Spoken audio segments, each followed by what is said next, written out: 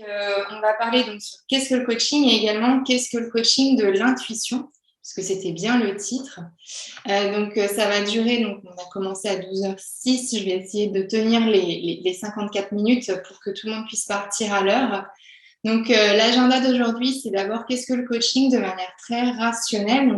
C'est un mot qui est galvaudé, qui est utilisé à toutes les sauces, mais je vais un petit peu démystifier ce qu'est le coaching et qu'est-ce que surtout ce n'est pas. Je vais vous expliquer également comment choisir son coach, puisque c'est pas une décision à prendre à la légère. C'est comme choisir un thérapeute, il y a des choses à regarder. Ensuite, je vais vous montrer des exemples de coaching que moi j'ai pu vivre à travers le coaching et d'entreprise et le coaching de vie, les deux. Et ensuite, je parlerai du coaching de l'intuition, qui est pareil, un truc à la mode, qui est parfois vu comme de l'ésotérisme, mais qui ne l'est pas du tout. C'est vraiment quelque chose de scientifique. Donc, je vous expliquerai un petit peu que tout ça. Et pour les questions, vu que Seb est parti pour l'animation, je vais vraiment vous demander d'utiliser le module questions-réponses et pas le module chat, parce que ça fait un petit peu partout, sinon plein d'écrans. J'ai mis une Q&A à la fin, mais n'hésitez pas à poser les questions pendant. Et si je peux y répondre pendant ma présentation et non pas à la fin, j'essaierai au maximum pour qu'on puisse avoir une petite interaction également. Et si vous souhaitez également partager, vous, si vous avez fait du coaching ou ce genre de choses et que vous voulez partager les bons et les mauvais, n'hésitez pas, comme ça chacun partage ses expériences. Du coup, partons. Je vais me présenter avant tout. Donc, je m'appelle Marion Ruzicka. Moi, j'ai fait le CESEM franco-irlandais j'ai fini en 2010.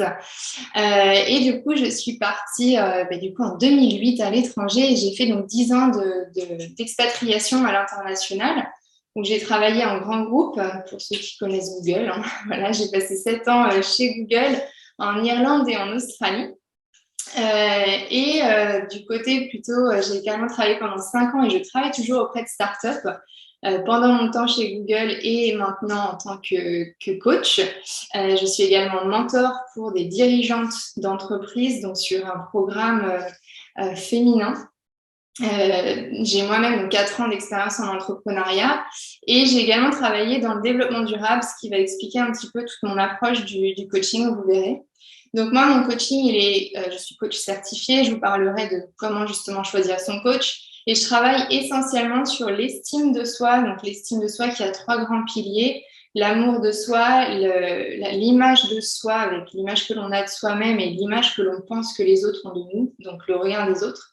Et la confiance en soi. Donc, on ne peut avoir confiance en soi que si les 2 premiers piliers sont bien renforcés. Et je travaille également sur l'intuition. Donc, on va en parler. Il y a beaucoup d'émotions derrière l'intuition. Et je vais vous expliquer, moi, à la fin, comment je travaille l'intuition, parce que j'ai une manière très spécifique d'en parler qui est très, très en lien avec le développement durable. Mais je vais garder ça, du coup, pour la fin. Voilà. Donc maintenant, passons vraiment à qu'est-ce que le coaching. Donc, le coaching, c'est pas nouveau en tant que tel. Ça a bien plusieurs années. La première personne qui a un petit peu parlé de ce que nous, on parle maintenant du coaching, c'est Socrate que vous voyez en haut à gauche. Donc, la première version du coaching, si vous voulez, ça s'appelait la maïeutique. Donc, la maïeutique de Socrate, c'est l'idée que les personnes ignorent ce qu'elles savent. Donc, on a tous les réponses au fond de nous, sauf qu'on ne le sait pas. Donc, la maïeutique, c'est, comme Socrate en parlait, c'est accoucher les esprits, ce qu'il disait, de leur connaissance. Et elle est destinée vraiment à faire exprimer un savoir que l'on a, mais qui est caché en nous. Donc, ça date de Socrate. Et la phrase de Socrate, quand il définissait vraiment la maïeutique, c'est « l'âme de chaque personne est enceinte et désire accoucher ». C'est pour ça, quand on parle de maïeutique, on parle d'un accouchement de soi. Donc ça remonte à Socrate et c'est vraiment, nous aussi, le fondement de notre philosophie en coaching. Ensuite, le mot coaching, d'où est-ce qu'il vient ? C'est un mot hongrois du XVIe siècle, que nous, en français, on traduit par coach. Et donc, le coche, si tout le monde connaît, c'est cette petite voiture qui était tirée par des chevaux. Le conducteur était donc appelé un cocher. Et le mot coaching vient de la traduction anglaise de cocher, qui est coachman. Donc, dans le mot coaching, on verra après, mais il y a vraiment cette idée d'un accompagnement d'un point A vers un point B et d'une direction du présent vers le futur. Voilà, c'est vraiment l'essence aussi du coaching. Mais le coaching d'aujourd'hui, qu'on connaît notamment pour ceux qui ont entendu parler du mot coaching de performance, ça vient donc du coaching sportif. Et la personne qui a créé le coaching sportif, c'est Timothy Galloway, qui est un enseignant et un spécialiste du tennis, puis ensuite du golf, et qui est également pédagogue à Harvard. Et donc, Timothy Galloway, ce qu'il a vraiment commencé à aller gratter, c'est que un entraîneur, par exemple, d'un joueur de tennis, si lui, cet entraîneur, il parvient à faire en sorte que l'élève contrôle ou travaille en tout cas les obstacles qu'il a à l'intérieur de lui, il pourra ensuite atteindre un niveau optimum, voire maximum de performance, ce qui fera donc que son potentiel est vraiment révélé et qu'il n'a pas besoin d'avoir un entraîneur qui le pousse massivement. L'entraîneur n'est juste qu'un outil pour pouvoir révéler son potentiel. La phrase clé de Timothy Galloway, qu'on utilise également quand on parle de coaching, est la suivante, c'est l'adversaire que l'on porte en soi est bien plus redoutable que celui qui nous donne la réplique derrière le filet. Et c'est vraiment une magnifique métaphore entre l'intérieur que l'on a en notre monde intérieur, nos pensées négatives, nos croyances, etc., et ce que l'on projette sur les autres, puisque nos peurs des autres sont vraiment des peurs à l'intérieur de nous. L'autre est un vrai miroir. Donc ça, c'est vraiment l'origine du coaching que l'on connaît d'aujourd'hui. C'est vraiment pas quelque chose de très ésotérique comme on peut parfois entendre parler. Il y a vraiment des fondements qui datent. Ensuite, je vais vous parler justement des fondements de toutes les théories qu'on utilise. Le coaching, ce n'est pas qu'une seule théorie, c'est vraiment un carrefour de la psychologie, de la sociologie et en entreprise des théories des organisations. Donc, une des sciences qu'on va aller voir en coaching, c'est ce qu'on appelle la pensée systémique. C'est-à-dire qu'au lieu de penser de manière linéaire, on pense en écosystème, on pense de manière circulaire. La métaphore qu'on peut prendre, c'est par exemple, j'ai une plante, je veux la faire grandir, la faire s'épanouir, je vais mettre de l'eau, soit. En revanche, si ma plante, elle est orientée nord, ou bien que c'est dans une pièce humide, ou bien que je n'ai pas vérifié le terreau, j'ai beau lui mettre de l'eau, donc une ressource, en fait, l'ensemble de l'environnement ne fera pas qu'elle pourra grandir. Donc, il faut bien, quand on travaille en coaching, vérifier tout notre environnement afin de voir est-ce que on peut aller vers notre objectif ou pas. Donc, tout est interconnecté, c'est vraiment ça l'idée. Ensuite, on va prendre les théories humanistes qui, après, je vais aussi vous parler du coup en lien avec la thérapie Gestalt. Donc, nous, attention, et ça, j'en parlerai après, on n'est pas thérapeute, mais on s'inspire des fondements des thérapies. Donc, la thérapie humaniste, elle est vraiment centrée sur le présent. Et c'est vraiment aussi l'idée du coaching. Et on met en avant la capacité que la personne peut comprendre elle-même ses difficultés, elle peut trouver ses propres solutions et apporter elle-même le changement.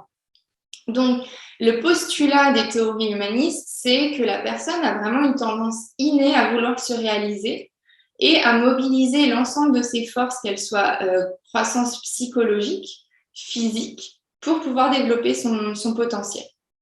Donc, nous, on part vraiment du principe que la personne a envie de changer, a envie d'évoluer. Et ce qui est en lien aussi, je vais juste faire un petit zoom tout de suite sur la thérapie Gestalt, qui émane des thérapies humanistes, où la thérapie Gestalt, on travaille vraiment sur l'interaction de l'être et de son environnement. Donc, on va aller voir justement comment on travaille nos interactions avec notre environnement physique, que ce soit un environnement par exemple une maison, l'environnement humain et aussi notre environnement intérieur. Donc, c'est vraiment aller voir justement tous ces environnements qui sont poreux, on appelle ça des environnements poreux, et qui vont aller influencer nos pensées. Et surtout, ce qu'on regarde en thérapie Gestalt, c'est pourquoi on reste figé, justement.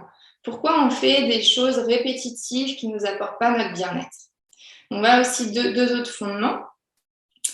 Celui que peut-être on connaît le plus par rapport au coaching, c'est les thérapies cognitives et comportementales, ou TCC, qu'on utilise énormément, par exemple, en travaillant les phobies. Alors là, la thérapie TCC, c'est on veut modifier la relation du patient, parce que là, on est bien avec un patient, en coaching, on est avec un client, mais on veut vraiment aller modifier la relation du patient avec son symptôme. Par exemple, j'ai ma peur phobique des araignées, plus que le symptôme lui-même. Pas vraiment le pourquoi j'ai peur des araignées, mais on regarde bien le symptôme. Et donc, vraiment, c'est le fait qu'on va travailler avec la personne d'accepter sa phobie. Donc, j'accepte mon symptôme et je vais aller voir les émotions, les pensées automatiques et les ressentis physiques qu'il y a derrière au lieu d'aller les fuir. Puisque quand on est phobique, on évite à tout prix de se mettre face à notre phobie. Et c'est justement ce que la TCC va aller changer. On va faire des thérapies de sensibilisation, de mise en avant, donc le mettre face à sa phobie pour pouvoir justement travailler la source du problème. Donc ça aussi, dans le coaching, on fait énormément d'actions. Donc le coaching est vraiment un accompagnement d'action, puisque pour amener le changement, il faut passer par l'action. Ensuite, une des nouvelles formes, qui date quand même des années 70, c'est la programmation neurolinguistique, ou PNL. Donc la PNL, c'est un ensemble de méthodes et de techniques de communication. Quand on parle de PNL, on va aller justement également se focaliser sur le comment et non le pourquoi de chaque situation et essayer également de travailler de nouveaux comportements. Donc, quand on parle de communication en PNL, on va bien évidemment parler de communication verbale. Donc, nous, en tant que coach, on va aller vraiment écouter ce que dit notre coaché, les mots, les expressions, les verbes, etc. Et on va également regarder la communication non verbale. Donc, le corps, les mimiques, plein de choses pour essayer justement d'aller voir mais qu'est-ce que cela nous dit de la personne. Donc ça, c'est qu'une partie de la PNL, mais c'est celle que la plupart des gens connaissent de PNL. Ensuite, je vais vous parler très rapidement, parce que moi, je ne suis pas formée à l'analyse transactionnelle, mais il y a également l'analyse transactionnelle de Berne, qui part du postulat qu'au sein d'une même personne, il y a plusieurs rôles. Donc, en analyse transactionnelle, on a le parent, l'enfant et l'adulte à l'intérieur de nous. Et dans certaines situations, c'est l'enfant qui va prendre le dessus. Dans d'autres situations, c'est le parent et dans d'autres, c'est l'adulte. Et on va justement aller voir dans quelle situation, quelle personnalité prend le dessus, notamment quand, par exemple, il y a une personnalité qui prend le plus le dessus. Donc, par exemple, l'enfant, ça peut être faire des colères manipulatrices. Pourquoi on part en colère manipulatrice et pourquoi on n'arrive pas à faire en sorte que l'adulte essaye de calmer l'enfant à l'intérieur de nous. Voilà, donc je m'arrête là sur l'explication parce que moi-même, je ne suis pas formée dessus. Et enfin, donc, on va regarder les neurosciences. Donc ça, c'est assez récent. C'est là où moi, j'ai pas mal de focus dans mon coaching. Donc, du coup, les neurosciences, il y a plusieurs principes qu'on adapte au coaching. La première, c'est le postulat que la génétique et l'environnement interagissent dans notre cerveau pour nous façonner. Donc là, ça part de ce qu'on appelle l'épigénétique. La deuxième chose, c'est que l'expérience transforme le cerveau. Donc, comme on l'a vu à travers plusieurs explications avant, c'est ce que je disais, c'est par l'action que l'on peut changer et ce qu'on appelle recabler nos câblages neuronaux. Ensuite, c'est que la mémoire est imparfaite. Donc là, ça va avec l'idée, qui est un autre point de la neuroscience, que notre réalité n'est pas toujours la réalité qui est vraie, puisque notre mémoire peut interpréter et n'est pas parfaite. Ensuite, un autre point de la neuroscience, c'est vraiment que les processus cognitifs et émotionnels travaillent ensemble, et ça, c'est un point clé, notamment pour l'intuition, et j'en reparlerai. Le cinquième point, c'est que les relations sont le fondement du changement. Donc, les personnes qui nous entourent, les relations justement que l'on a, les interactions vont nous permettre ou non d'accéder au changement. Qui rejoint un petit peu le point sur la mémoire est imparfaite, l'imagination et l'action sont la même chose pour le cerveau. Donc, la peur, par exemple, nos peurs, 95% de nos peurs, nous les construisons nous-mêmes. Elles émanent de notre imagination. En revanche, mon cerveau va la voir comme si c'était une vraie peur, un danger de vie ou de mort. Donc là, c'est vraiment cette idée que notre cerveau nous crée des émotions, des situations qui ne sont pas vraies en tant que telles. Et enfin, nous ne savons pas toujours ce que pense notre cerveau, et ça, j'en parlerai également sur l'intuition. Le chiffre clé à se rappeler, c'est que 90% des informations que l'on ingère ne sont pas en conscience, c'est tout dans l'inconscient. Donc voilà un petit peu les bases de la neuroscience que nous, on utilise en coaching pour pouvoir accéder au changement. Donc ça, c'est pour les fondements théoriques du coaching. Donc du coup, si je devais résumer, le coaching, c'est quoi? Le coaching, c'est l'accompagnement, donc on reprend l'idée du cocher, des personnes vers leurs objectifs, là on prend l'idée du futur, professionnel et ou personnel. Le coaching est vraiment tourné vers le futur. On ne retourne pas ou très très peu dans le passé, sauf effectivement si c'est un coach qui est formé au trauma ou ce genre de choses. Mais un coach qui est coach normal, qui n'a pas d'autres casquettes comme thérapeute ou autre, on va vers le futur. Alors, j'ai une première question. Est-ce que certaines approches de coaching sont contradictoires ou elles sont toutes complémentaires? Alors, je veux bien que vous développiez votre approche du coaching, comme ça, je vais pouvoir répondre un petit peu plus en détail par la suite. Donc ça, c'est le premier point. Le deuxième point, c'est vraiment que le coaching, c'est un accompagnement au changement. En coaching, le coach n'a pas d'obligation de résultat, mais juste une obligation de moyen. Donc, en revanche, là où le coach et le coaché vont tendre, c'est vers le changement. D'où l'importance des actions. Entre chaque séance de coaching, le coaché doit poser une action. Si le coaché refuse de poser des actions, on va aller travailler notamment ce refus parce que derrière, il y a une émotion qui bloque. Ensuite, vraiment, c'est un partenariat entre le coaché et le coach sur 2 points. Un, se sentir en sécurité. Vous ne pourrez travailler bien en coaching que si vous vous sentez en sécurité. Et donc, la sécurité passe par la confiance.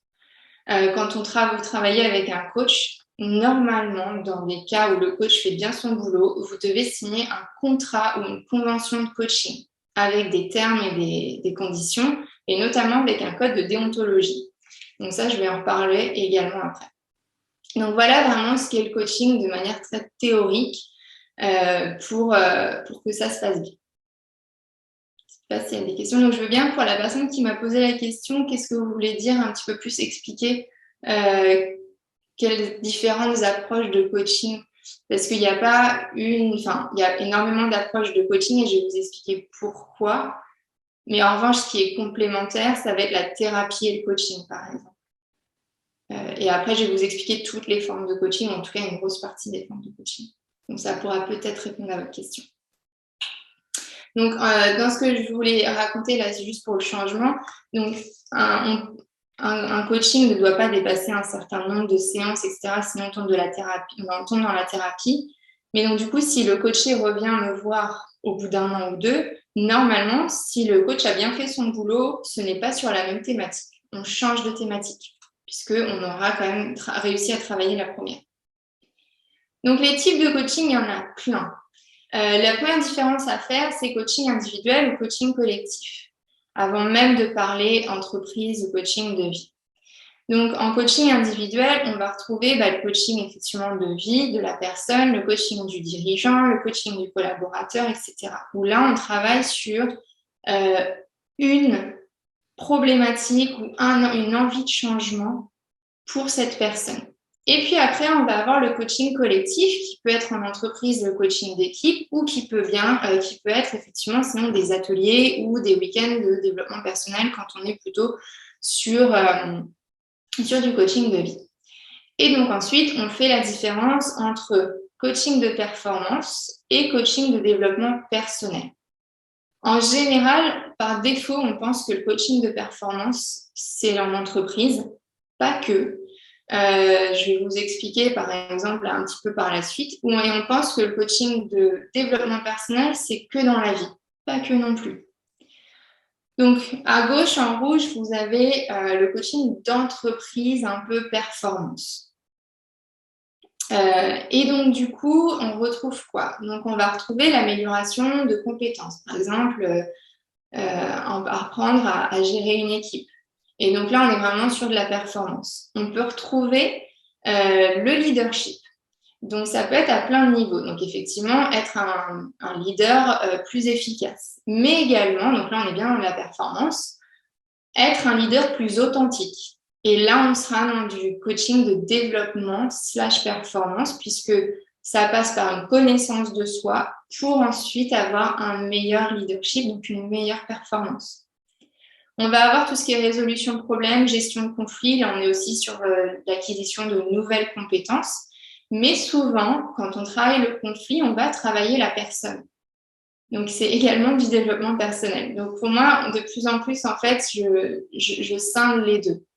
En revanche, si on part effectivement sur de la planification, du coaching de process, etc., là, on est sur de la performance et en général, la personne qui est le coach doit avoir lui-même les compétences dans ce domaine-là. Moi, par exemple, je ne pourrais pas faire vraiment, si on me demandait de faire du processus RH, je ne suis pas formée à ça, donc je vais refuser la mission.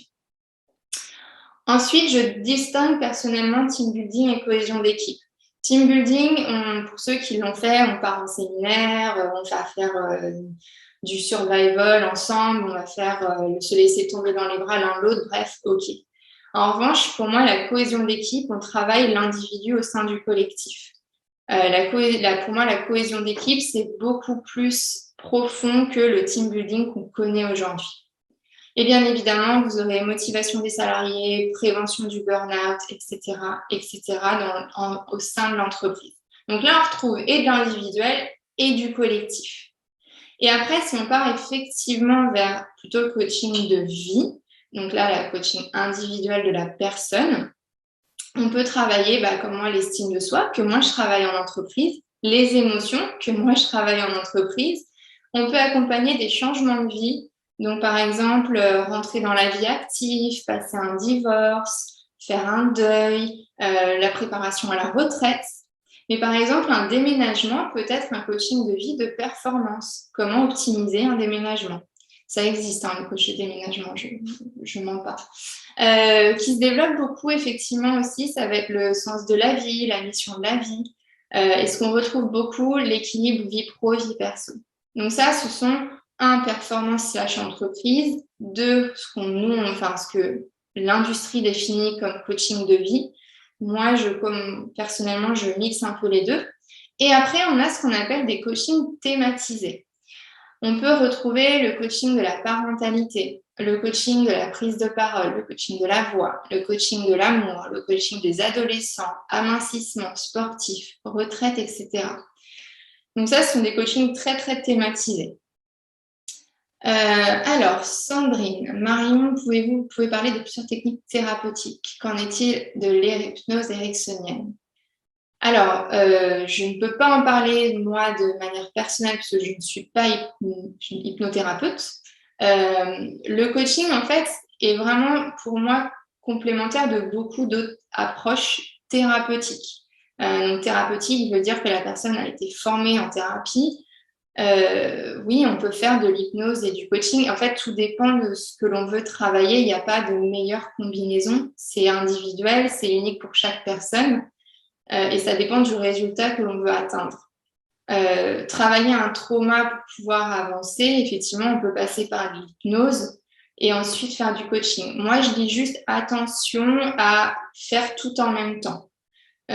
Personnellement, j'ai fait de la gestalt en même temps que le coaching et c'était extrêmement complémentaire. En revanche, la fois où j'ai fait de l'hypnose, ça a été tellement fort pour moi que je n'aurais pas pu faire du coaching en même temps. Donc, c'est vraiment à la personne de se connaître.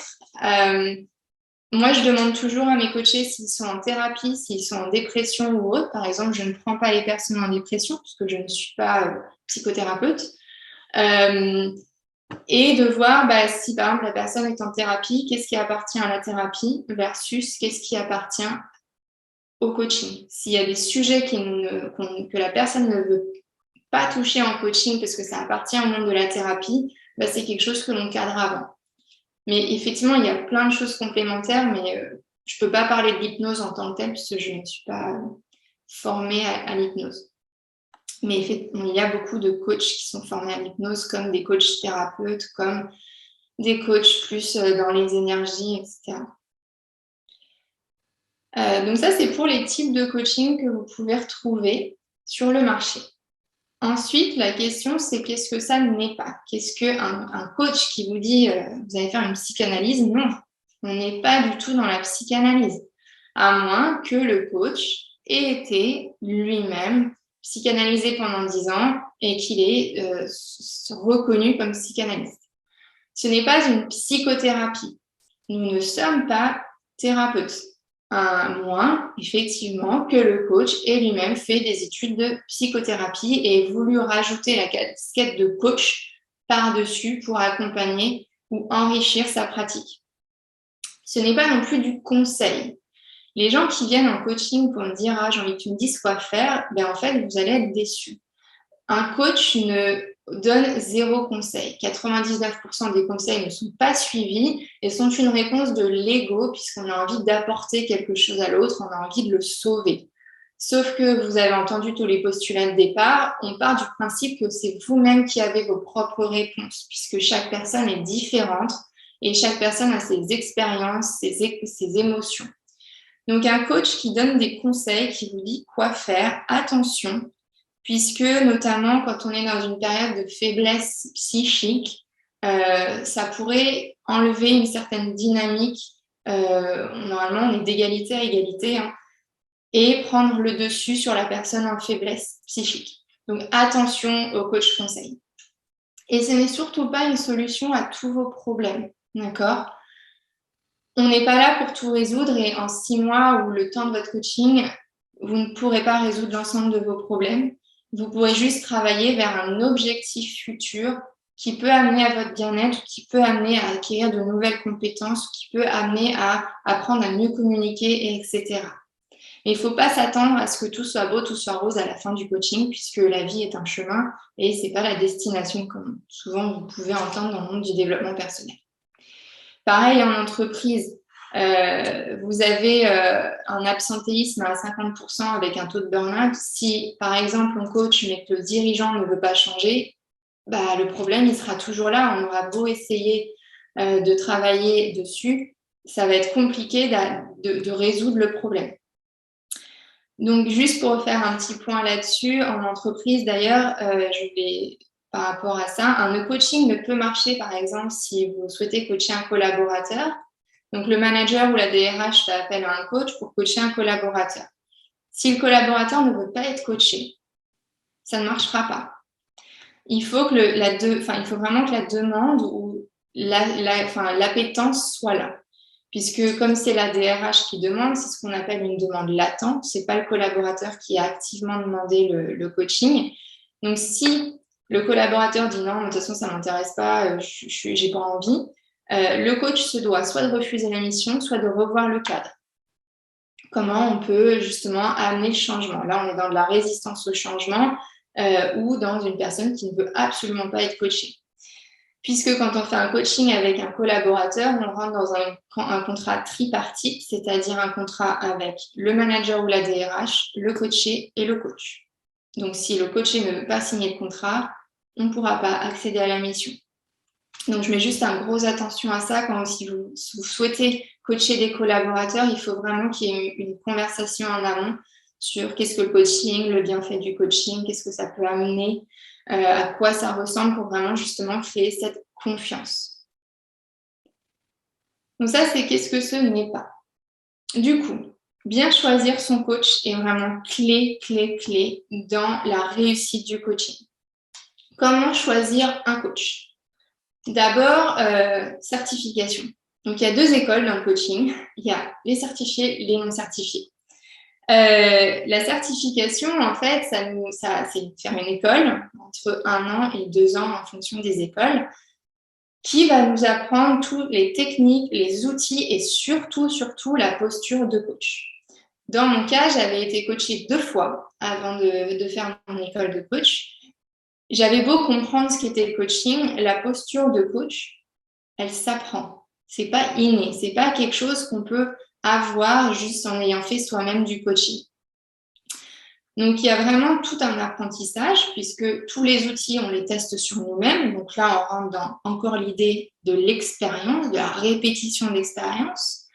Et les personnes qui ne veulent pas se faire certifier ou en tout cas ne pas faire d'école, vraiment aller essayer de comprendre pourquoi. Parce que souvent, c'est derrière un ego qui parle. Donc ça, moi, je dis juste attention. Ensuite, du coup, il y a les coachs qui font partie d'une association de coachs. Donc là, l'association de coachs, ça vous donne quoi? Ça vous donne une assurance que le coach est certifié et le coach est reconnu. Il y a 2 grandes associations en France. Donc moi, je fais partie de l'UMCC France et il y a l'autre qui s'appelle l'ICF, International Coaching Foundation, il me semble. Donc, pour faire partie d'une association de coach, il faut avoir fait une école. Donc là, ça vous permet vraiment d'aller vérifier est-ce que ce que me dit le coach, ce qu'il met peut-être sur son site internet ou sur LinkedIn, c'est bien vrai. Voilà. Ensuite, on ne choisit un coach que aussi par son expérience de vie. Tout à l'heure, je vous ai montré, par exemple, il y a du coaching de parentalité. Moi, je n'ai pas d'enfant. Je ne peux pas coacher sur une demande sur de la parentalité. Je n'ai pas l'expérience. Je ne peux pas me relier à ce que vous vivez. En revanche, j'ai vécu 10 ans à l'étranger, donc l'expatriation, l'impatriation, les burn-out, les grands groupes, etc., etc. Je peux coacher. Donc, en général, on choisit un coach, de toute façon, vous allez l'entendre dans son discours, qui comprend ce que vous vivez. Et pareil, l'expérience professionnelle, c'est ce que je vous disais tout à l'heure. Vous souhaitez revoir votre processus RH, une personne qui ne connaît pas le processus RH parce qu'elle n'a pas eu l'expérience professionnelle, ça va être un petit peu plus compliqué. Une spécialité, donc c'est lié à l'expérience de vie et l'expérience professionnelle. Et à la fin, ça se fait au feeling. Et c'est ce qu'on va voir avec l'intuition tout à l'heure. Si ça passe pas, ça passe pas. Voilà, il ne faut pas chercher à comprendre, ce ne sera pas le bon coach. On a beau vous l'avoir recommandé, ça peut être le grand ponte du coach sur le divorce, non, ça passe pas. Alors, les petites questions de David. On dit souvent que derrière une demande, il y a une demande cachée, tout à fait. Qu'en est-il des formations d'université? Alors, les formations d'université, il y a maintenant des DU en France qui sont reconnus, ça y est, qui ont des titres RNCP. Je ne les connais pas par cœur, mais je sais que j'ai des collègues qui ont fait des DU, moi. Et derrière une demande, effectivement, il y a une demande cachée. Donc, vous venez avec la demande, oui, je veux, je sais pas, c'était quoi des demandes? Je veux changer de métier. Voilà, je veux changer de métier. Le coach a pour devoir d'aller vérifier est-ce que c'est la bonne demande. Et ça, c'est à peu près 1 ou 2 séances entières où on va aller vérifier la demande. Et derrière, il y a très, très souvent une demande, oui, je veux changer de métier, oui, parce que je suis pas assez payée. Et en fait, je dépends de mon mari ou je dépends de ma femme et j'ai envie de retrouver mon indépendance, etc. parce que je me sens nulle. Voilà, en fait, c'est pas changer de métier, c'est travailler l'estime de soi. Donc, tout à fait. Il y a toujours une demande cachée et ça, c'est le rôle du coach d'aller vérifier. Je pense que ça répond à votre question. Donc, du coup, le rôle du coach, c'est quoi? C'est de vous accompagner à poser des actions majeures. Et le but ultime, c'est que vous soyez autonome. Pour nous, si vous n'êtes pas autonome derrière, c'est pour le coup, notre obligation de moyens, elle n'a pas été respectée. Donc, l'autonomie, c'est de travailler notamment votre estime de vous avec votre confiance en vous. Pour ce faire, il faut qu'il y ait des prises de conscience. Et ça, c'est l'outil du coach principal qu'on travaille, c'est la prise de conscience. De progresser vers vos objectifs et de vous sortir de votre zone de confort en douceur. Donc, moi, je suis une adepte de la douceur et non pas du coaching bourrin, puisque tout changement se fait dans la douceur, sinon on va rencontrer une résistance au changement. Donc, vraiment, la bienveillance et l'acceptation, ce sont 2 grandes casquettes du coach. Et si vous ne le sentez pas quand vous parlez au coach, quand vous le rencontrez, posez-vous la question, est-ce que j'ai beau, on est dans une société de performance, donc soit on peut sortir de nos zones de confort, mais est-ce que j'ai envie de le faire dans la difficulté ou plutôt bien dans la douceur? Donc ça, c'est pour le rôle du coach. Quelques exemples, par exemple, de coaching que moi j'ai vécu avec mes clients. Donc là, on est vraiment sur des problématiques de développement personnel. J'avais une personne qui rentrait de 10 ans d'expatriation au Royaume-Uni. Le retour, comme tous ceux qui ont vécu un retour d'expatriation longue, est extrêmement violent puisqu'on a un choc contre-culturel. Et donc, du coup, cette personne, en plus de changer d'environnement professionnel, se retrouvait dans une nouvelle région sans relationnel. Et donc vraiment, là, c'était travailler un équilibre de vie où elle retrouvait un épanouissement professionnel et elle développait son relationnel. Puisque sans le relationnel, on l'a vu tout à l'heure, le changement n'est pas possible. Donc là, on est typiquement dans des questions de comment rencontrer des gens, quelles sont mes valeurs pour rencontrer des gens qui m'apportent, etc., etc. Ensuite, j'avais une femme au foyer, donc qui avait été au foyer pendant 9 ans, qui voulait retourner à l'emploi. Et donc là, on était parti sur oui, je veux travailler. Sa demande, effectivement, je vais vous donner un exemple. Donc, sa demande, c'était je veux trouver un travail qui me rend créative. OK. Et en grattant, en fait, elle avait une peur bleue d'être nulle. Voilà. C'était de ne pas être reconnue, d'être nulle, etc. Donc là, on était vraiment, au lieu de faire juste un retour à l'emploi, c'était travailler mon estime de moi, parce qu'elle n'avait plus que une seule identité qu'être mère. Et on travaillait sur quelles sont mes différentes identités, quels sont aussi mes besoins pour pouvoir trouver l'emploi qui me correspond et surtout pour être en paix et ne pas avoir de stress puisque ça générait énormément de stress. La troisième personne que j'avais eue qui était intéressante aussi, c'était du coup une salariée en burn-out. Donc elle était en burn-out mais pas encore en dépression. Je l'ai eue juste avant. Et du coup, on a évité la dépression grâce au coaching. Et en fait, cette personne ne savait juste pas dire non. C'était pas juste, elle est venue avec oui, j'ai envie de changer de travail. Mais l'idée derrière, quand on a gratté, c'est je ne sais pas dire non, donc je dis oui à tout et je priorise le rien, d'où le burn-out. Et donc là, c'était vraiment prioriser ses projets de vie et ses projets professionnels pour retrouver de l'énergie pour pouvoir sortir de ce début de burn-out, qu'on a réussi d'ailleurs. Et enfin, j'avais pour le coup une préparation à la retraite. Et donc voilà, c'était l'idée, je veux me préparer à la retraite. Et derrière, en grattant, en fait, cette personne avait peur d'être passée à côté de sa vie.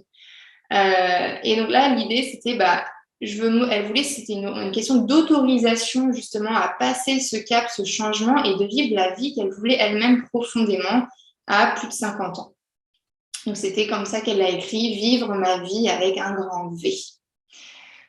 Qui était vraiment très, très significatif et avec une grande symbolique pour elle. Donc, vous voyez, quand on écrit un objectif de coaching ou une intention, moi, j'aime bien plutôt parler d'intention aussi, parce qu'un objectif, parfois, ça peut être vécu comme une contrainte. C'est toujours je veux, je souhaite, et absolument pas je dois, puisque ça doit vraiment venir d'une intention de la personne. Ensuite, plutôt en coaching d'entreprise, donc j'avais du coaching individuel, on aidait en général des entrepreneurs ou des dirigeants de TPE. Et donc, du coup, j'avais un premier entrepreneur qui était en plein pivot de stratégie, c'est-à-dire il passait d'indépendant à entrepreneur avec toute une structure derrière, une vraie entreprise et pas juste freelance, puisqu'il était donc à son compte avant aussi, mais plutôt en mode indépendant. Et en fait, il est venu me voir en me disant, je veux juste lancer la nouvelle boîte. Et en grattant également derrière, en fait, il avait une peur bleue de se planter. Voilà. Et donc, là, on a travaillé sur aller vers les projets pro sereinement, sans peur, parce qu'il était bourré de peur, et en acceptant l'échec. Donc là, il y avait une autre croyance derrière qu'on a travaillé sur qu'est-ce que l'échec. Et parce que tout ce qui ne marchait pas pour lui était un échec, il ne voyait pas l'apprentissage, donc on a beaucoup travaillé sur cette croyance-là. Ensuite, j'avais un dirigeant en TPE qui était en séparation de son associé. Et je vous ai rajouté en divorce également. Pourquoi? Parce que je vous disais tout à l'heure, il y a effectivement le coaching de performance, mais on prend toujours l'ensemble de la vie. Et je ne pouvais pas le coacher sans prendre en compte son divorce, puisque le divorce et la séparation d'associés, ça faisait 2 séparations en même temps. Donc au départ, c'était comment me séparer de mon associé. Et puis en grattant un petit peu, en fait, c'était je me sépare de mon associé parce que je ne peux pas être moi-même dans l'entreprise, j'arrive pas à être le leader que je veux être. Et il se passait la même chose dans sa vie personnelle. Et donc du coup, on a intégré ce côté d'authenticité, puisqu'on peut être leader dans une entreprise, mais aussi leader de sa propre vie, vivre la vie qu'on veut. Donc là, on était vraiment sur une sorte de coaching blended entre les deux. Et après, là, typiquement, un coaching très court sur une fondatrice en levée de fonds. Je souhaite prendre une décision informée pour le bien de mon entreprise. Donc là, on était vraiment sur justement du coaching décisionnel, de prise de décision. Et enfin, plutôt du coaching de groupe, on avait une cohésion d'équipe sur nous souhaitons pouvoir rétablir une confiance et une communication saine au sein de l'équipe, puisqu'on avait des conflits. Donc là, c'était du coaching individuel et du coaching de groupe pour faire en sorte que les employés, les collaborateurs puissent être bien eux-mêmes au sein de l'entreprise. Et après, amélioration des processus, nous souhaitons pouvoir travailler efficacement et en efficience en intégrant le télétravail. Donc là, on est vraiment sur la problématique d'aujourd'hui avec la crise sanitaire. Comment faire pour qu'une communication sereine, efficiente revienne et intégrer les différentes technologies. Donc là, on était et sur du coaching des individus pour voir s'il y avait de la résistance au changement et du coaching de groupe pour revoir les processus de l'entreprise. Alors ensuite, je vais juste répondre aux quelques petites questions, mais il y a le temps qui passe. Bibliographie à conseiller. Oula. Alors, il y en a plein, ça dépend sur quoi. Ça peut être coaching d'organisation, coaching de l'estime de soi, coaching des émotions. Dites-moi un petit peu ce que vous souhaitez, puis limite, je vous enverrai en post conférence des titres. Donc ça, c'est pour David. Et ensuite, Magali, si la formation de coach pro est certifiante et que l'organisme de formation est certifié Calliope, cela veut-il dire que le certificat est reconnu par l'EMCC ou l'ICF? Oui, de base, s'il y a Calliope derrière, l'EMCC, ICF, oui, très clairement. Moi, mon titre est RNCP et en cours de Calliope, parce que c'était Datadoc avant, et c'est reconnu par l'EMCC. Donc, comme ça, je vais passer au coaching de l'intuition. J'ai beaucoup parlé de prise de décision, d'émotion, etc.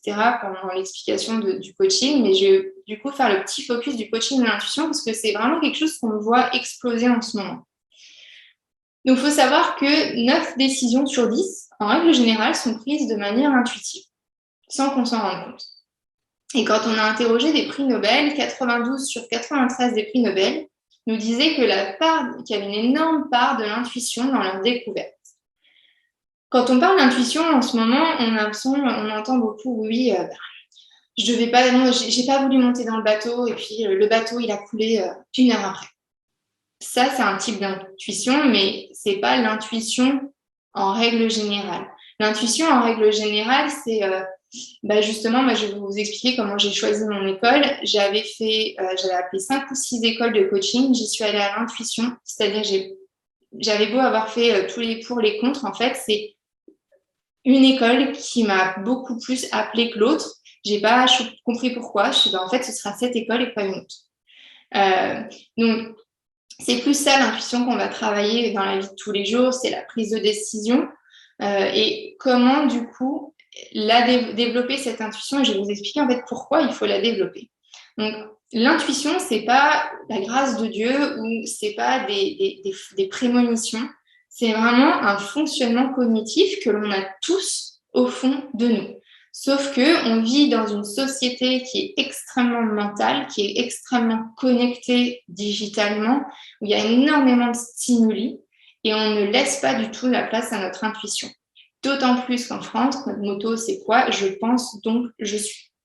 Donc pour nous, franco-français, eh bien, si ce n'est pas cérébral, si ce n'est pas raisonné, ce n'est pas une bonne décision. Donc là, il y a une grosse croyance sociétale derrière sur comment prendre des décisions. Donc, qu'est-ce que l'intuition?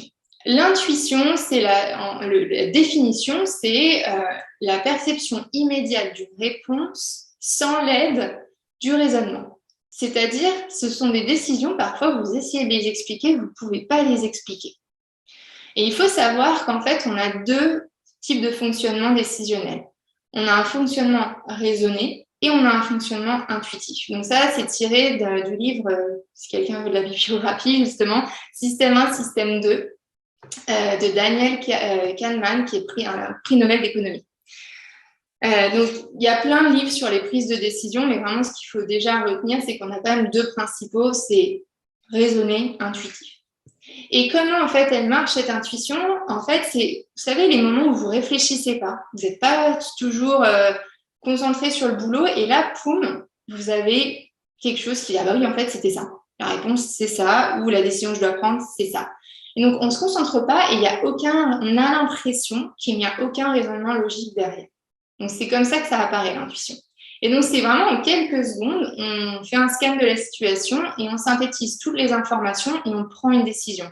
Et je vous le redis, 90% des informations que l'on ingère tous les jours, toutes les minutes, eh bien, on ne les processe pas de manière consciente, mais bien inconsciente. Donc, du coup, ça marche comment? L'intuition, elle est fondée, et je rappelle, je ne parle pas de l'intuition où c'était, je suis pas montée dans le bateau parce que et 10 minutes plus tard, il a coulé. Là, je parle vraiment juste de l'intuition dans la vie de tous les jours. Donc, elle est fondée sur l'expérience et notamment la répétition des expériences. Et c'est un fonctionnement cognitif cérébral. Il y a des études où ils ont observé des joueurs d'échecs de haut niveau et comment justement ils prenaient leurs décisions pour bouger les pions. Et la plupart d'entre eux disaient c'est intuitif. Donc ils les ont branchés au cerveau et ils sont allés voir quelle partie du cerveau s'activait pendant leur prise de décision intuitive. Il y en a 3 principales. Il y a ce qu'on appelle le prékinéus, qui est la mémoire épisodique. La mémoire épisodique, c'est la mémoire des faits et des événements vécus. Donc là, on travaille vraiment il y a une partie mémoire dans l'intuition. Ensuite, on a ce qu'on appelle le noyau codé. Et le noyau codé, c'est la partie qui nous aide à tout ce qui est l'apprentissage, les habitudes et les comportements réflexes. Ceux qu'on on fait, par exemple, pour ouvrir la porte, je tourne à droite ou je tourne à gauche. Mais je tourne à droite. C'est une habitude. C'est un mouvement réflexe. Et donc là, le noyau, lui, ce qui nous permet, c'est de prendre des décisions rapides et automatiques, sans réfléchir. Donc c'est là, on est dans le côté scan rapide. Et enfin, il y a le cortex préfrontal ventromédian, qui est, lui, les informations qui sont stockées sont des informations de nos conséquences émotionnelles des expériences passées. Donc, c'est la partie qui va nous éviter de faire les mêmes erreurs pour éviter de souffrir ou pour éviter de ne pas être à l'aise, etc. Donc, si on résume, en fait, l'intuition, c'est un processus cognitif puisqu'on a la mémoire, on a l'apprentissage, mais surtout et très fortement émotionnel. Et ça, c'est vraiment le point phare de l'intuition. En France, c'est un sujet tabou en entreprise. On ne veut pas, ou c'est très très compliqué de parler de l'intuition puisque les émotions en tant que telles, on a quand même du mal à les exprimer en entreprise. Quelqu'un qui est émotif en entreprise, c'est assez mal vu. Donc, il y a émotif et émotif. Et donc là, on va voir comment utiliser les émotions. Donc en fait, pour la développer, c'est pas compliqué. Déjà, la première chose que je voulais vous dire, c'est bien faire la différence entre intuition et biais cognitif. Par exemple, depuis le 11 septembre, il y a un biais cognitif sur les personnes avec turban ou le mec dans le métro qui est un peu stressé avec un sac à dos. On va avoir un biais cognitif envers cette personne. Ah, je la sens pas. Je la sens pas. Oui, sauf que c'est pas du tout de l'intuition, c'est un biais cognitif suite à un événement traumatique global. Donc ça, attention. Ne pas faire l'amalgame de intuition et biais cognitif, notamment dans le recrutement. Ceux qui recrutent, moi, quand j'étais chez Google, je faisais les entretiens. Nous avions été vraiment formés fortement sur le biais cognitif pour pouvoir prendre des décisions, là, pour le coup, rationnelles, mais aussi intuitives.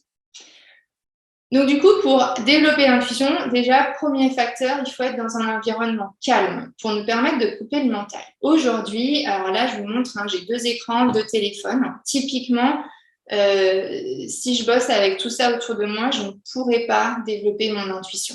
Dans la vie de tous les jours également, le nombre de personnes qui ont la radio allumée, la télé allumée, qui ne supportent pas le silence, ça ne va pas du tout aider à développer votre intuition. Ensuite, pour développer l'intuition, il faut développer son intelligence émotionnelle. Beaucoup de gens ne connaissent toujours pas les émotions et le rôle des émotions. Je ne vais pas faire un cours sur les émotions, mais il y a 4 émotions phares qui génèrent des sentiments.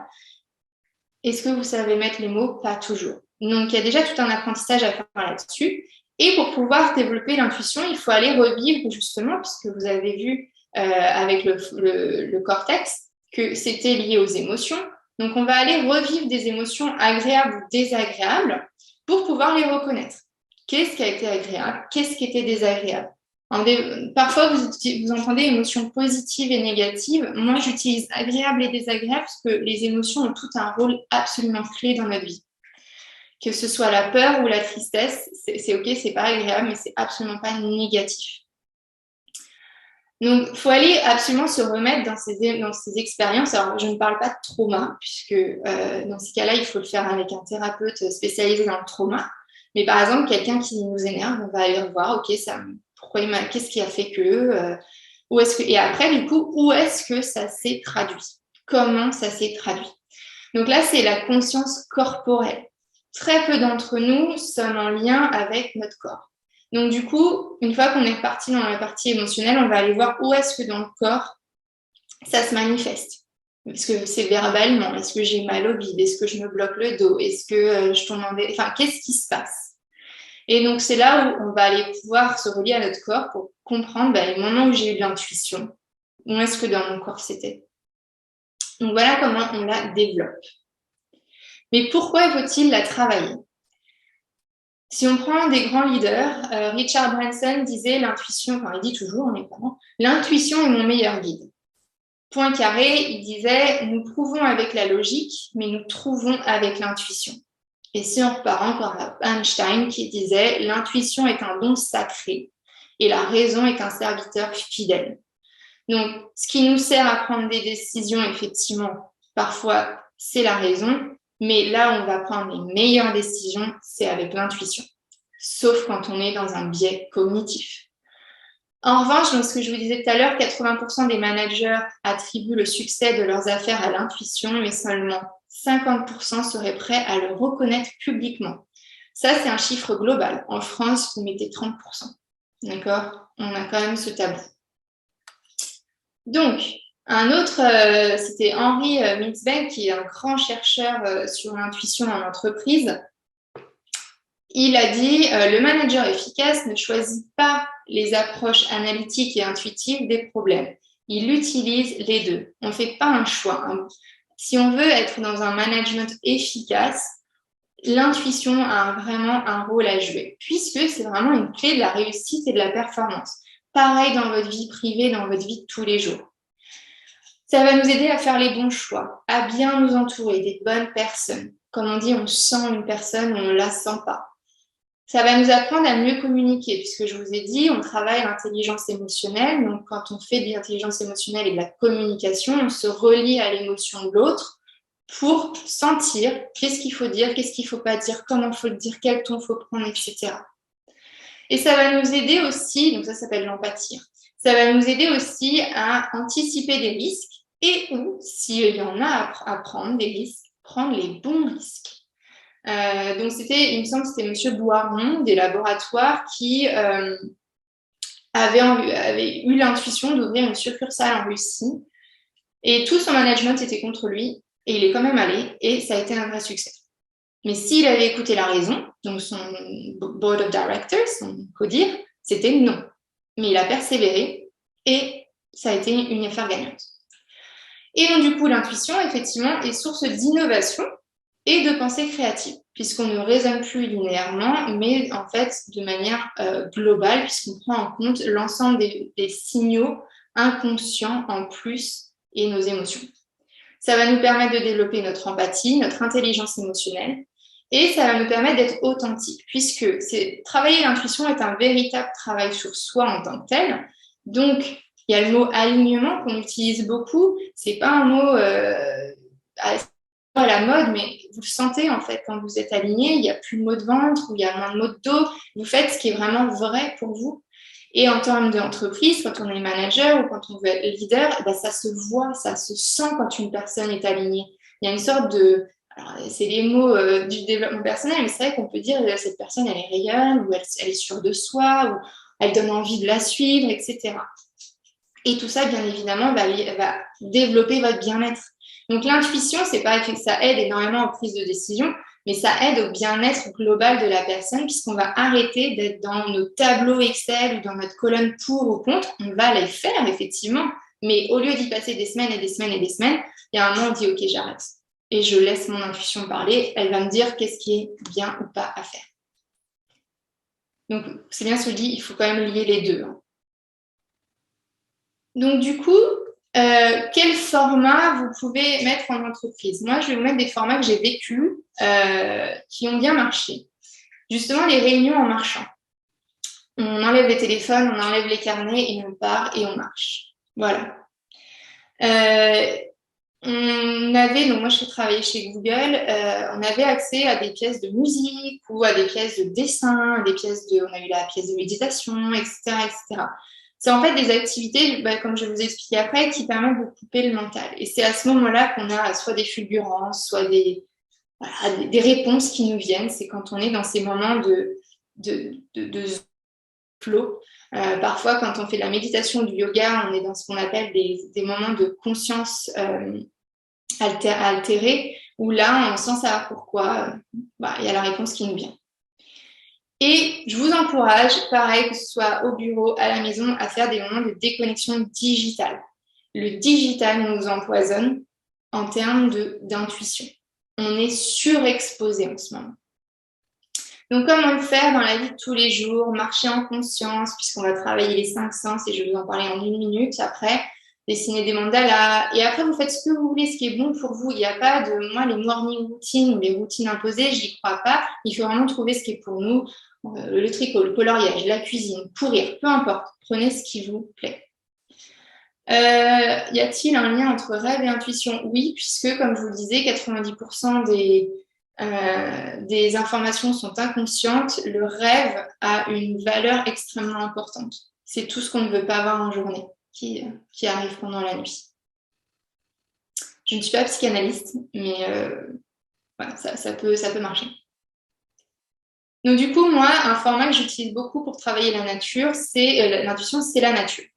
Quand je travaille avec des clients, donc s'ils sont sur la région girondine, je vais en nature avec eux. Si c'est en visio, je fais des audios pour qu'ils partent en nature. Donc, on ne devient pas coach nature comme ça, il y a une formation derrière. Et en fait, la nature est vraiment un support de travail des émotions, parce que vous avez vu l'importance du rôle des émotions et de l'intuition. C'est basé sur l'éco-psychologie. Et vraiment, le postulat moins phare que je prends, c'est qu'on est dans une dynamique gagnant-gagnant. La nature, je suis gagnante puisqu'elle m'aide à travailler pour moi, et la nature est gagnante puisque en travaillant avec elle, je me rends compte de l'importance de la nature et que je la préserve. Je vous parlais de mon appétence pour le développement durable.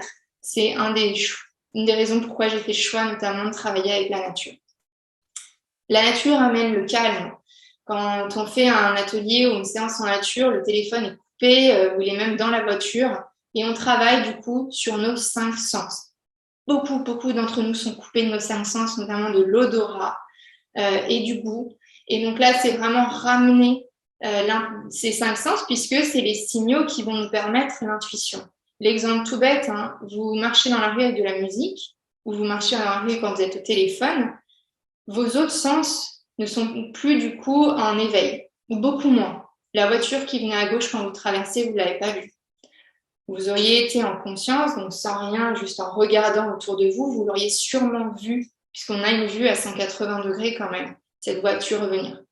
Donc voilà, ça c'est peut-être un moment d'intuition de « Ah putain, je me suis arrêtée, je ne sais pas pourquoi, mais si en fait la voiture, vous la voyez sans vous en rendre compte, vous l'avez vue la voiture. » Quand on est au téléphone ou avec le casque, non, on est concentré sur l'auditif.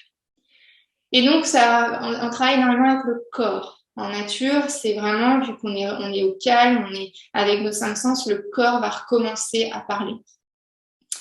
La nature représente l'unité entre l'homme et elle, donc c'est-à-dire que le fameux « on ne fait qu'un », mais oui, on ne fait qu'un, puisque quand nos 5 sens sont ouverts, on va tout voir, tout entendre, tout sentir, tout toucher. Et donc, la nature est vraiment là pour faire un reflet de notre monde intérieur et de nos émotions. Il y a deux grandes manières de travailler avec la nature, même s'il y en a plein d'autres, la projection et l'introjection. Projection. Je vais dans une forêt, il y a un grand trou. Oh, j'ai un sentiment, ah, je me sens pas bien, j'ai peur, je suis pas à l'aise. Et en fait, effectivement, c'est demain, je change de boulot et le trou, bah, c'est ma peur de l'inconnu parce que je sais pas qui va être l'équipe, je sais pas si je vais bien m'entendre avec eux, je sais pas si mon manager il va bien m'aimer, etc. Ce trou, c'est l'inconnu.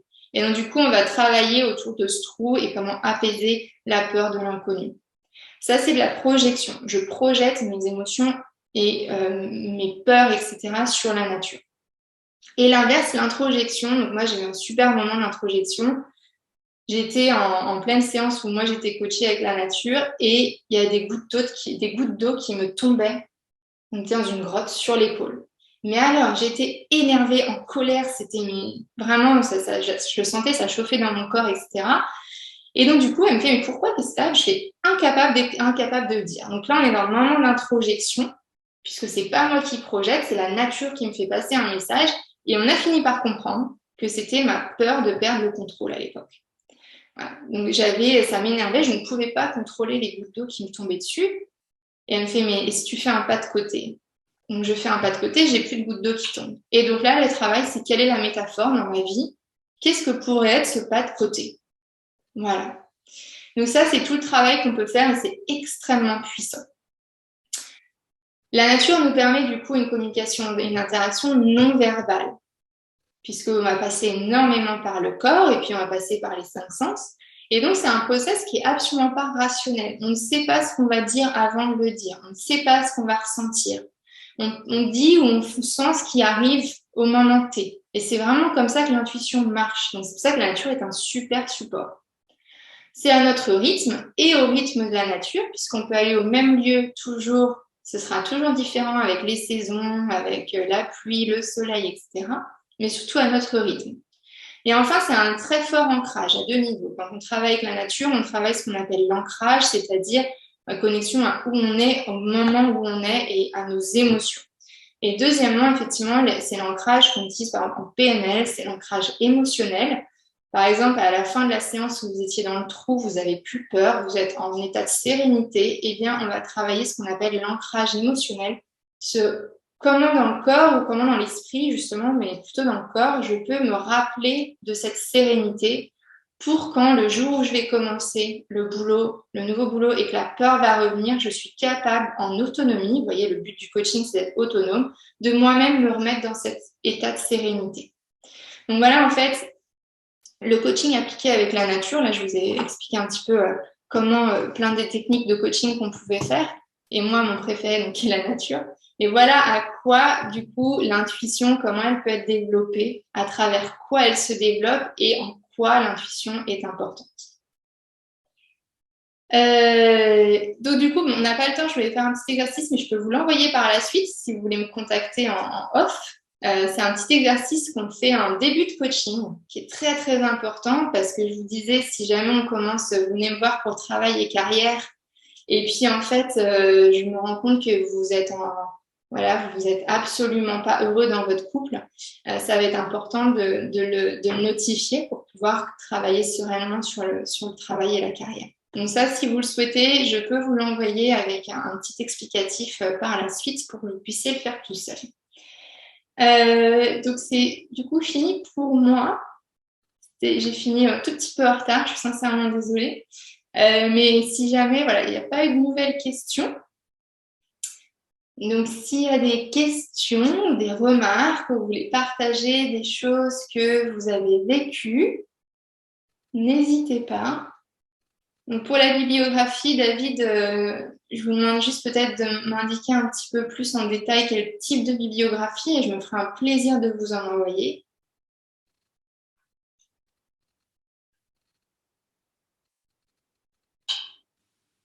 Comment se procurer la source de alors, pour la roue de la vie, n'hésitez pas soit à me contacter. Bon, déjà, il y a l'inscription à ma newsletter. Tous les mois, j'envoie des exercices gratuits pour plutôt adapter au monde professionnel. Et après, sur Instagram, vous retrouverez la roue de la vie avec l'explication. Donc, pour me contacter, enfin me suivre sur Instagram, je ne l'ai pas mis, mais c'est Marion Musica Coaching, tout bêtement. Et tous les mardis, je donne également des exercices gratuits, hein, parce que mon but, c'est que vous travaillez sur vous aussi en autonomie. Et sinon, bah, envoyez-moi un petit email et je vous l'enverrai directement. Il n'y a aucun problème. Est-ce qu'il y a d'autres questions du coup sur le coaching en règle générale ou sur l'intuition, sur la nature? N'hésitez pas. Moi, j'ai jusqu'à 13h30 pour répondre si vous voulez. Je suis libre. Profitez-en.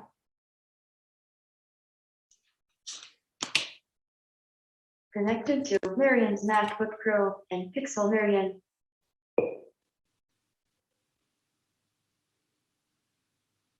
Pas d'autres questions?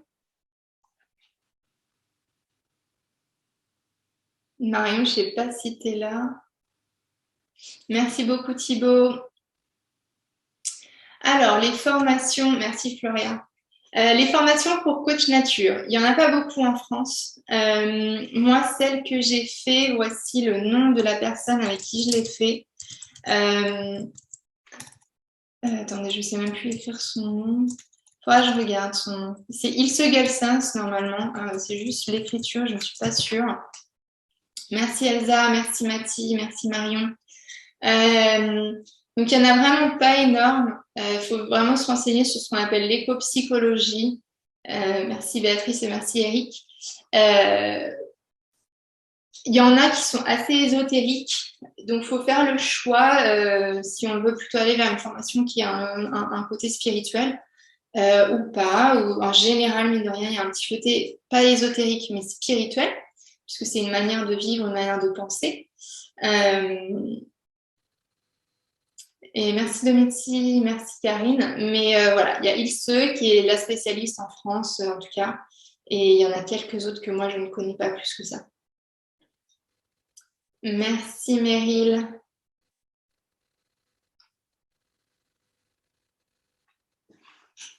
Alors.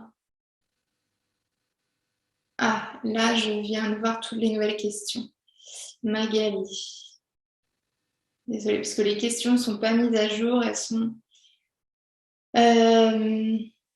Alors, Didier, le mieux, c'est de m'envoyer un message pour recevoir la roue de la vie. La durée pour un coaching, ouais, Bérangère.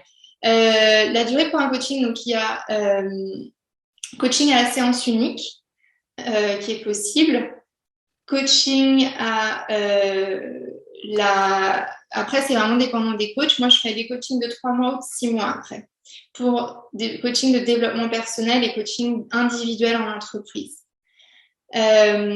Pour ensuite les coachings où il y a plutôt du changement de processus, de l'accompagnement au changement d'entreprise dans les organisations, etc. On est sur du sur-mesure, ça peut aller vers 1 an, puisqu'on va faire venir des formateurs, on va faire venir par exemple des consultants, on va vraiment travailler en équipe pluridisciplinaire. Mais pour un coaching de développement personnel ou de dirigeant, sur une thématique quand même un peu plus profonde, en général sur du 6 mois. Merci Charlotte et merci Isabelle. Alors, l'ouvrage pour Michael, Coaching et relations avec la nature, c'est Joanna Macy, M-A-C-Y, qui est la grande pompe de l'éco-psychologie. Donc, c'est vraiment elle qu'il faut aller voir pour se renseigner dessus. Effectivement, Sandrine, très liée avec l'inconscient. Bérangère, combien coûte un coaching? Ça dépend du coach. Il y a tous les prix. Ça va de 50 € la séance à, je pense, 500 € la séance. Il faut bien faire la différence entre coaching développement personnel et coaching d'entreprise. L'heure du coaching d'entreprise, le prix d'ouverture, c'est 275 € hors taxe en général sur le marché. Alors qu'un coaching de développement personnel, vous pouvez arriver à 50 €. Tout dépend du coach. Moi, mes prix vont sur entre 90 et 140 € de l'heure en fonction du type de coaching que l'on fait. Et pour les packages en développement personnel, entre 1003 et 2003. Et après, sur du coaching d'entreprise, c'est sur mesure, puisque tout dépend de la problématique. Laetitia gagne bien sa vie en étant coach. Comme tout entrepreneur, ça demande de la patience. Il y a 90% des coachs qui ne réussiront pas à gagner leur vie. puisque souvent, on n'a pas du tout la mentalité d'entrepreneuriat et c'est vraiment ce qui est à travailler. En quelle situation l'intuition n'est pas la meilleure piste? C'est vraiment quand il y a le biais cognitif. Merci Gaëlle. Quand il y a le biais cognitif ou quand on est sous forme de stress. L'intuition ne marche que quand on est dans le calme, quand on est serein. Il faut aussi faire la différence entre intuition et instinct. Par exemple, vous avez un ours en face de vous, ça ne va pas être l'intuition qui va répondre, ça va être vraiment l'instinct puisque c'est le cerveau reptilien qui va s'activer où là, on va avoir une réponse de survie. Donc, c'est pas la même chose que l'intuition. Et je parle vraiment du biais cognitif, typiquement en recrutement. Un nom qui nous a énervé dans le passé, c'est absolument pas la réflexion de la personne. Et on va dire, ah bah non, en fait, j'aime pas les Francis. Ben, je vais pas prendre Francis, oui, mais c'est pas de l'intuition. Là, on est sur du biais cognitif. Magali, donc l'introjection, j'ai vu la question. Donc l'introjection, la définition, je vais vous la trouver, de psychologie, je l'ai ici, il faut juste que je la ressorte parce que je ne connais pas toutes les définitions par cœur. L'introjection est une opération psychique qui permet au sujet de localiser en son intérieur ce qui se situe en fait à l'extérieur de moi. Donc c'était vraiment l'idée de cette goutte d'eau qui m'énervait et qui générait de la colère au fond de moi, mais sans savoir pourquoi. Et c'est en travaillant à travers donc, tout un système de questionnement de coaching que nous, on apprend, qu'on a réussi à comprendre la peur de perte de contrôle. Donc, je pense que ça répond à votre question, Magali. Alors, le nom de Joanna Macy, je vais vous l'écrire, ce sera plus simple, parce qu'on me l'a redemandé. Alors, Joanna Macy. Hop là, hop, hop. Donc ça, c'est pour l'éco-psychologie. Après, il y en a plein d'autres. C'est juste que je vous parle de Joanna Macy, parce que c'est vraiment la grande ponte. Il faut savoir que moi, je n'ai parlé que d'un seul côté de l'éco-psychologie. Il y en a deux. L'autre côté de l'éco-psychologie, c'est le travail de la culpabilité de la culpabilité que l'on a en lien avec la destruction de la planète. Et comment travailler avec cette culpabilité pour changer le monde. Donc, il y a vraiment deux côtés de l'éco-psychologie. Le côté « je veux sauver la planète » et en quoi ma culpabilité peut me faire passer à l'action. Et le deuxième qui est vraiment la nature comme support, et je mets bien support et non pas outil, la nature comme support de développement de soi, qui est moi le côté que je prends de l'éco-psychologie.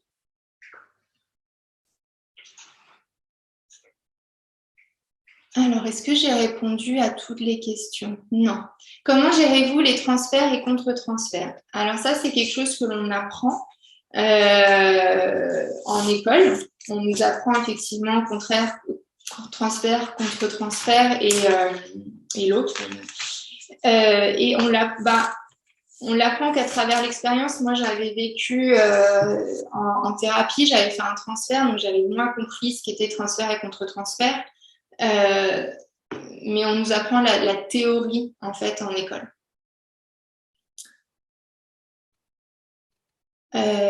Ensuite, pourquoi certains coachs... Alors oui, en fait, pourquoi certains coachs ne réussissent pas en fait, un coach, c'est pas juste un coach, c'est un entrepreneur. Il y a déjà beaucoup de coachs qui n'ont pas cette posture entrepreneuriale. Être coach, c'est avoir une entreprise, Donc, beaucoup de coachs ne savent pas faire du commercial, ne savent pas tenir une comptabilité, ne savent pas se vendre. Donc, c'est une des premières raisons. Et je pense que c'est la principale, en fait. Nous, on avait été accompagnés en école pour lancer notre entreprise. Mais et je le vois, il y en a sur la promo de 25 à vraiment avoir lancé l'entreprise, on est 5. Certains l'ont fait plus pour avoir un outil, d'autres parce qu'ils sont déjà en entreprise, donc ils vont être coach mais en entreprise. D'autres, c'était des psys. Mais voilà, si on prend les stats des écoles, il n'y en a que 10-5% qui vont lancer et qui vont réussir à en vivre. Question sur les prix, effectivement. Pourquoi il y a des prix si bas?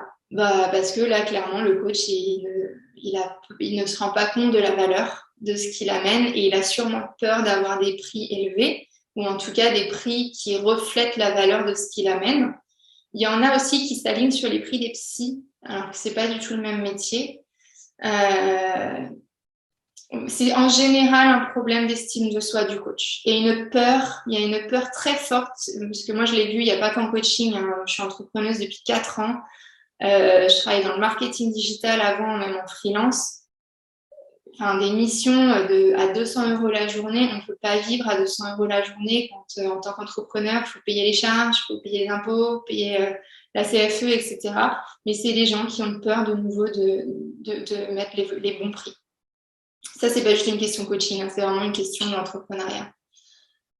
La supervision du coach, c'est obligatoire? Non, mais extrêmement recommandé. Pareil, les prix d'une supervision, ça dépend du superviseur. Il y a des superviseurs qui le font en groupe sur plusieurs temps dans l'année. Il y en a, ils vont plutôt le faire de manière juste une journée. Et donc là, le superviseur que j'avais contacté, c'était 800 € la journée, par exemple. Donc ça dépend. Il y a plein de manières d'être supervisé. Moi, je le recommande puisque vous verrez si un jour vous faites du coaching ou une école de coach pour devenir coach, c'est extrêmement... Nos coachés font un effet miroir sur nous, donc on bosse énormément sur nous. Et parfois, il y a des émotions extrêmement fortes qui peuvent suivre un coaching en tant que coach. Marion répondra à la question du support et du replay, mais je pense que oui. En tout cas, le replay sera dispo normalement. Les plateformes qui industrialisent le coaching. Alors, je pense que vous parlez des plateformes type Doctolib, mais pour les coachs, puisque nous, en tant que coach, nous n'avons pas le droit d'être sur Doctolib, puisque nous ne sommes pas médicales. Est-ce que c'est ça votre question, David ?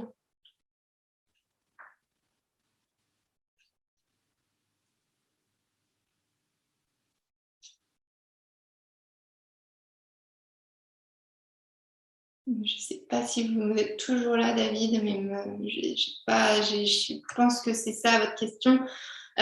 Si c'est la question donc, de moncoach.fr ou ce genre de choses, moi, je n'y suis pas puisque le business model est quand même qui se cache derrière est assez rude pour les coachs puisqu'il demande quand même un paiement assez élevé sans obligation de résultat. C'est-à-dire, on nous demande de payer un certain package et après, ils nous disent peut-être que vous aurez des missions.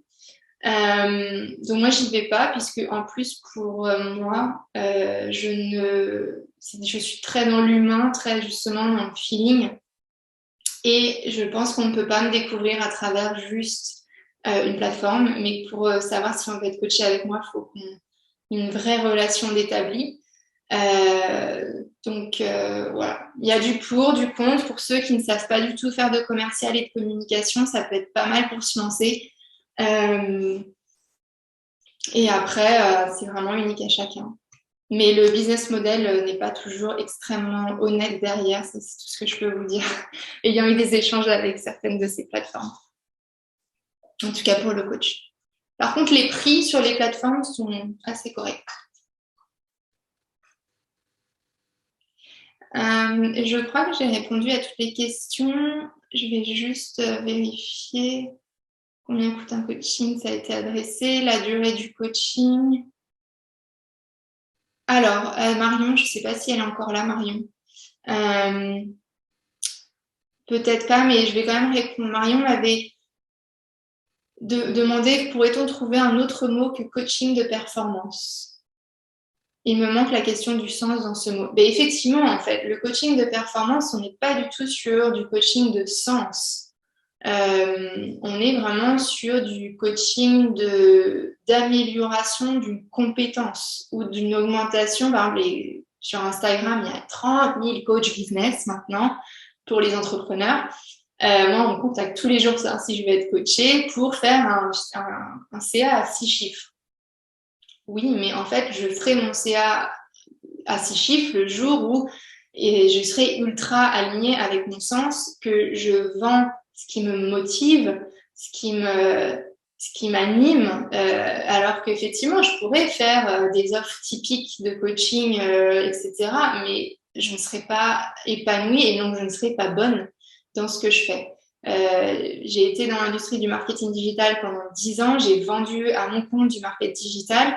Ben, j'étais absolument pas heureuse et le chiffre d'affaires ne suivait pas puisque je n'étais pas heureuse. Donc, du coup, le coaching de performance, il n'y a pas cette idée de sens derrière. Ça, c'est sûr.